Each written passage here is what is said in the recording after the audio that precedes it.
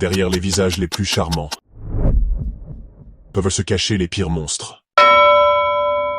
Mesdames et messieurs, prenez place, car ce que vous allez entendre dépasse l'entendement. 12 décembre 1978, un nom jaillit des pages des journaux américains. Un nom qui, dès cet instant, allait hanter à jamais les mémoires. John Wayne Gacy. Un nom devenu le symbole du mal dissimulé derrière un sourire. Dans les années 70, cet homme menait une vie des plus banales à Norwood Park, un paisible quartier de Chicago.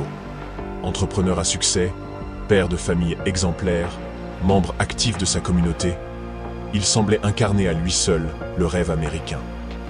Mais derrière cette façade d'homme bienveillant, se cachait un cauchemar vivant. Car John Wayne Gacy n'était pas seulement un citoyen modèle, il avait un autre visage, celui qu'il arborait lors des fêtes d'enfants, des événements caritatifs. Il se déguisait alors en Pogo le clown, un personnage coloré, amical, toujours souriant. Mais ce rire cachait une abomination.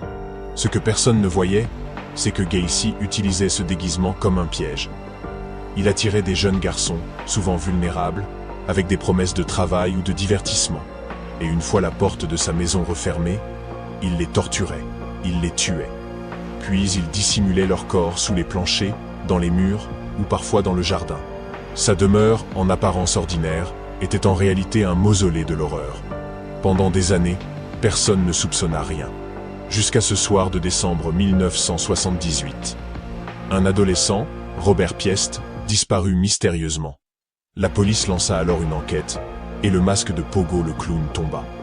Lorsqu'ils pénétrèrent dans la maison de Gacy, les enquêteurs furent frappés de plein fouet par une odeur de mort. Ce qu'ils découvrirent ensuite dépasse toute logique. Des corps, partout, empilés, décomposés, cachés avec une précision macabre. Le Percy Clown, tueur Mochi, venait d'être dévoilé au monde. Gacy fut arrêté, jugé, condamné à mort. Et en 1994, après 16 longues années, il fut exécuté par injection létale. Mais ce que Gacy a laissé derrière lui, ce n'est pas seulement une maison hantée par les cris silencieux de ses victimes.